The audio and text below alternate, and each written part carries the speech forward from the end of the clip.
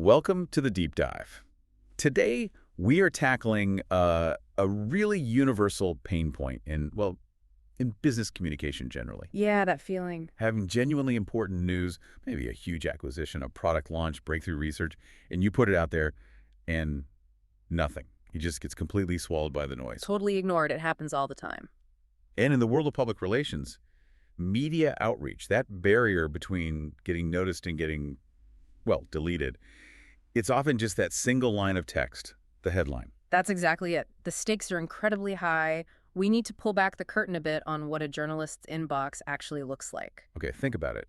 They're getting literally hundreds of pitches every single day. Hundreds. Wow. Yeah, and they're making a decision which story to even open in, mere seconds? Just seconds. A flick of the wrist, essentially. Is this trash, or is this maybe valuable coverage? The headline is the gateway. If it doesn't immediately signal value, urgency, relevance to their beat, it's gone. The story just dies right there in the inbox. Exactly. So our mission today really is to unpack the specific learnable techniques, almost the architecture behind writing headlines that aren't just catchy, but are actually engineered to drive press coverage. Yeah, this isn't about just clever taglines. It's more strategic. Right. It's about applying real journalism principles to your outreach strategy. We want to give you the playbook, essentially, for cutting through all that clutter. Okay, let's get into the mechanics then. Let's start with the return on investment, the ROI, of getting the headline right.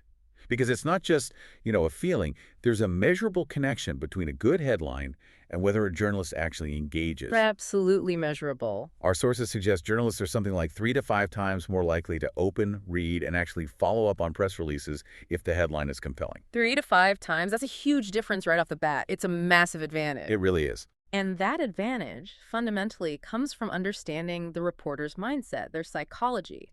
Before you even write a word of the headline, you need to be sure the story itself is actually newsworthy. Okay, so the headline's job is just to signal that inherent value. Precisely. And we generally look for about 6 essential characteristics. Your headline needs to clearly demonstrate at least one of these, though ideally, several. Okay, walk us through that list. What are those core ingredients that make a story irresistible to a journalist? Right. First off, timeliness. Is it connected to something happening now, a current event, a big trend everyone's talking about, something just emerging? Makes sense. Relevant to the moment. Second, impact. How many people does this actually affect? Does it have broader implications? Could it change how an industry works? Impact feels like one the bigger companies can often claim, but what about just getting noticed among all the other impactful news? Well, that leads us to prominence and, crucially, novelty. Prominence is about who is involved, maybe a well-known CEO, a major brand, a significant partnership. That helps. The name recognition factor. Yeah, but relying only on prominence can be a bit lazy, honestly. That's where novelty comes in, and I think this is often the secret ingredient. Okay. Are you announcing something genuinely new, unique, unexpected, maybe breaking some long-standing pattern? This is the one PR teams sometimes miss because they're trying too hard to sound important instead of just being different. Ah, I see. Novelty gives the journalist an angle, something fresh they haven't covered 100 times. Exactly. It's potentially exclusive. Okay, so we have timeliness, impact, prominence, novelty. What about locality? In this digital age, remote work, does proximity still matter? It absolutely does, but maybe the definition's shifted a bit. It used to be mostly geography, right? Local news. Right. Now it's more about relevance to the beat. Your proximity is to the reporter's specific area of expertise. If you've got a climate tech story, your proximity is to the environment reporter. Manufacturing jobs news. Local business desk, or maybe a national labor reporter? Precisely.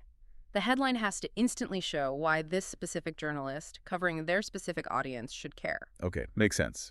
And the last one, you mentioned 6, the spice, right? Number 6, conflict or controversy.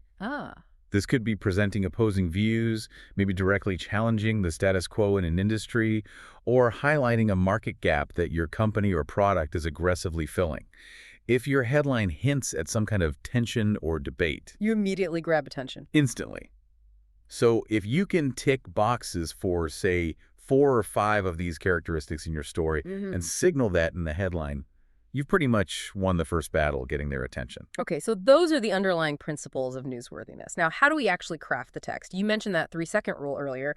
That sounds critical for headline clarity. Paramount. Absolutely paramount. Because if a journalist hits some dense corporate jargon, this, synergistic ecosystem, leveraging deep domain expertise, next generation platform. They have to slow down, try to decode it. You've lost them right there. They aren't paid to decipher marketing fluff. No, they're paid to get facts quickly. So we have to strip the headline down. Get rid of any word that isn't doing real work, conveying direct, factual meaning. And you're almost forced to be ruthless about it because of that crucial constraint we need to talk about, the 170-character limit. Yes. That limit you see on press release wires and platforms. It's a physical boundary in many key distribution systems. It's not just a suggestion. It imposes real discipline. You have to treat those 170 characters like the ultimate elevator pitch. Every character counts. Every single one. If you're editing and you ask yourself, is this word absolutely essential? Yeah. And the answer is even a maybe. Cut it. Okay, but here's a practical challenge. Sometimes internal teams, maybe marketing or product folks, they insist on that jargon. They think it sounds important, proves significance. How do you push back effectively? That's a common one. You have to frame it strategically. You basically say, look, we have a choice. Do we want internal comfort or do we want actual press coverage? Put it starkly like that. Yeah. A complex headline might make the VP of product feel good for a moment, but a clear, actionable headline is what actually secures the story. You show them the data, if you have it, or just the logic. Journalists ignore complexity under pressure. We're choosing coverage over comfort. Makes sense. Okay, let's talk about making the headline active, the power of action verbs, transforming just an announcement into real news. Yes, moving away from that passive, static language. Right. Just compare something like a company experiences positive growth in the fourth quarter. It's just flat. Very passive, very bland. Company doubles revenue in Q4 after implementing AI strategy. See the difference? Night and day. Doubles is dynamic. Exactly. Dynamic, news-oriented verbs. Think launches, disrupts, achieves, unveils. Words that signal forward motion, something actually happening that creates news value instantly. So strong verb, clarity. But we also need to tailor the relevance, right? The headline has to immediately hit that reporter's internal question. Why should I care? Why is this vital for my audience today? Sure. And the key to relevance is usually specificity. Vague language gets ignored. You need to be concrete, measurable. How do we do that? Well, first, use specific numbers whenever possible. Startup secures funding, gets deleted immediately. Generic. Startup raises $50 million Series B to combat healthcare burnout. Now that's news. The numbers give it credibility, scale. Okay, numbers, add weight. What else? Use timely angles, connect your news to what's already buzzing. If your company, say, launches a new generative AI tool, don't just announce it in a vacuum. Frame it within the current context. Right. Frame it like, platform launches AI feature amid global regulatory scrutiny of large language models. You're instantly tapping into an existing media conversation. You're riding the wave, essentially, making your announcement part of that bigger ongoing story. Exactly, making yourself relevant to the current news cycle. Okay, so when we're actually building the headline structure, you mentioned the 5W framework. Who, what, why, where. And when, though often the when is implied as now. Yes, the headline itself should try to encapsulate these critical components as much as possible within that tight character limit. Informative enough for instant understanding, but still captivating. That's the balance. Let's use that example you mentioned earlier to illustrate packing all that in. Tech Corp launches AI-powered healthcare platform to address rural medical access crisis. Perfect example. In that one line, you've got the who Tech Corp, the what an AI-powered healthcare platform, the why to address the rural access crisis, and even the where or the target audience rural areas. And crucially, like you said, it avoids jargon. Clear, specific language. Yeah, so the journalist can instantly grasp the core facts, categorize it, and know if it fits their beat or how to pitch it to their editor. But as we discussed, that 170-character limit is tight. Sometimes you just can't fit all the crucial context in. That's where subheadlines come into play, right? Exactly. I think of them as the critical backup, the second chance. Your second swing to hook the reporter, provide that essential depth. Precisely. The subheadline, usually just one or maybe 2 sentences long, provides the context that enhances the main headline's punch, clarifies the why or the so what. So if the main headline is sharp and specific, like local tech startup secures $10 million in series of funding, then the subheadline gives the plan, the intent, AI-powered customer service platform plans immediate expansion into the specialized healthcare sector, creating 50 new jobs in the Midwest. Ah, okay. It adds the what they'll do with it and the local impact. Exactly. And this isn't just for clarity, it's also really important for SEO. You can strategically weave in secondary keywords into the subheadline that maybe didn't fit in the main one. Helps with search visibility down the line. Good point. And this idea of structured information, it needs to go beyond just the headline and subheadline, doesn't it? It should apply to the whole press release body. Absolutely. This brings us to the reverse pyramid structure. It's fundamental journalism practice. Learn in J-School 101, right? Pretty much. And it's non-negotiable if you want journalists to take you seriously. They're trained to write this way, and frankly, they expect to read this way too, especially when they're on deadline. So break down the reverse pyramid for us. Guarantee the reporter gets the absolute essential story, even if they only read the very first paragraph. Most important info first. Exactly. The top section, your lead paragraph, must contain the critical 5 Ws, the full story in brief. Then the middle section provides supporting details, quotes, reinforcing data points. And the bottom section is where you put the boilerplate company info, background, contact details, legal disclaimers. So you're essentially making it possible for them, if they're slammed, to almost copy, paste, and file the core story using just that first section. That's the goal. You're respecting their time, their deadline pressure, and showing professionalism. Makes their job easier, makes them more likely to use your information. Okay, structure is solid, headline is clear. Now, how do we inject more authority, more credibility into the announcement itself? One really powerful technique is using stakeholder or executive quotes prominently, maybe even hinting at them in the subheadline or definitely in the lead paragraph. Putting a human face and voice to it. Exactly. A quote humanizes the whole thing. It transforms it from just a dry corporate announcement into a story endorsed by leadership. It adds gravity, intent. So instead of just new partnership announced, you lead with the authority. CEO Sarah Martinez. This partnership will reshape healthcare access for rural communities. It's a strong, verifiable statement of intent tied directly to a person that increases trustworthiness significantly. Makes sense. Now, what about timing and relevance? There's a technique, sometimes seen as a bit risky, but potentially very effective. Newsjacking. Can you explain that? Newsjacking. Yeah. It means skillfully riding the wave existing media interest. You spot a current event, maybe new legislation passes, a major industry report comes out, a competitor faces some public issue. Something already making headlines. Right. And you position your announcement, your product, your perspective as a direct, relevant response or solution related to that ongoing conversation. So, an example. Okay, say a big new cybersecurity law is announced, creating new compliance requirements. You immediately pitch your company's new security feature with a headline like, "New law spurs security demand. Company unveils compliance feature designed to meet federal mandates." So you're not trying to create a news wave from scratch. You're grabbing onto a tidal wave that's already moving. Perfectly put. You make yourself timely and inherently relevant by plugging directly into a conversation journalists are already having and covering. High traffic. Very clever. And underpinning all of this, the action verbs, the newsjacking, the quotes, you need strong background details in the body of the release. The evidence. Yes. Specific data points, maybe some historical context, industry benchmarks. This provides the depth needed to make the claims in your headline feel substantive, not just like marketing puffery. You got to back up the bold claims. Right. The proof points.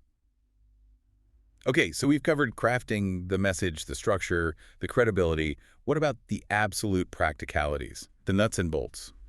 Yeah, before we zoom out to the bigger strategic impact, let's hit, arguably, the single most practical point, the one that trips up so many good pitches. Clear journalist contact information. Seems basic, but easily overlooked. It's where brilliant pitches go to die. You could have the perfect headline, a world-changing story, but if the reporter's on deadline and can't easily reach you for a quick clarification or a quote, they'll just move on. They won't chase you down. Absolutely not. They're working against the clock. So what details do you need? Lay it out for us. Full name and title of the primary contact. A direct phone number. No switchboards, please. A professional email address they actually monitor. Crucially, your operating time zone, so they know when you're available for urgent calls. And maybe a backup. Yes. Critically, an alternative contact, maybe for after hours or weekend inquiries if the news is breaking then. This info needs to be super easy to find, usually at the top and bottom of the press release. No excuses. And beyond just providing the info, there's the expectation of responsiveness, right? Speed equals credibility in their world. Totally. If a reporter does reach out, the commitment really needs to be almost immediate. Aim to respond to media inquiries within, say, 2 hours max during business hours. That's fast. It has to be. And actually, speaking of efficiency, we should probably mention that modern AI tools are becoming quite helpful here. Oh, how so? Well, not just for brainstorming headline ideas, getting different angles you might not have thought of, but also for streamlining that final critical proofreading process, catching typos, ensuring clarity before it goes out the door. Right, using tech to support the process, not replace the strategy. Exactly. Okay, so if we tie all this together now, connect it to the bigger picture. The impact of getting these headlines right, making them strong and optimized, it actually goes way beyond just securing that one news story on that one day. It shapes your whole strategic ecosystem. Okay, interesting. How does a single headline affect long-term brand strategy? Well, first, think about amplified brand exposure via SEO, search engine optimization. Ah, the digital footprint. Yeah.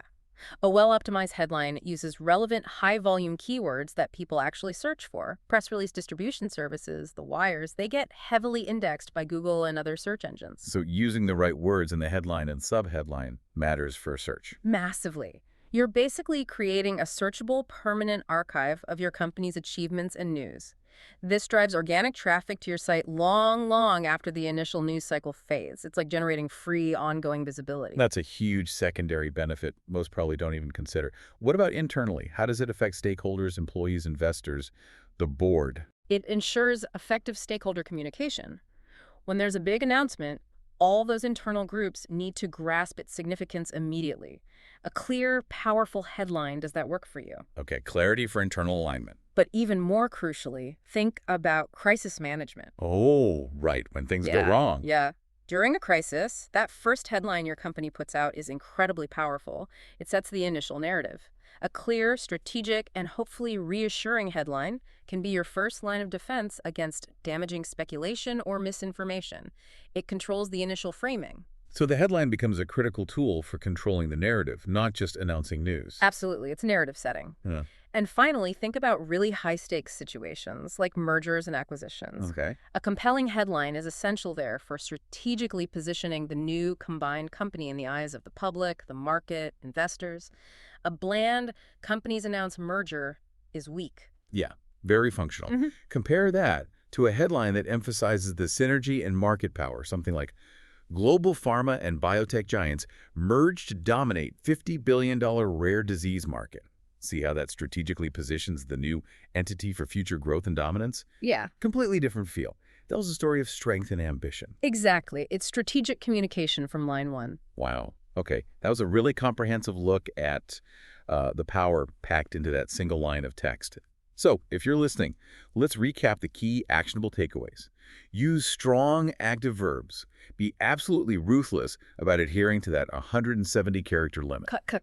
Tailor your relevance, use specific numbers, timely angles connected to current events, and always include a clear subheadline for that essential context and, as we learned, for SEO depth. And remember, this is a skill. It gets better with deliberate practice, testing different approaches. Absolutely. You know, this whole discussion really brings up a bigger, maybe more provocative question for you, the listener, to think about. Since we've established that these strong headlines shape the narrative, not just for journalists, but also critically for your internal teams, your investors, how much is your current approach to headlines really influencing the long-term perception, maybe even the valuation, and the strategic direction of your entire organization? Beyond just getting that one news hit. Exactly. Are you thinking about the headline purely as a summary for today's news, or are you wielding it as a tool of long-term strategic intent? It's worth considering. That's a fantastic reframing of the whole process, thinking bigger picture about that first impression. All right, get out there, apply these strategies to your next announcement, and start cutting through that noise with real precision. Thanks for joining us for this deep dive.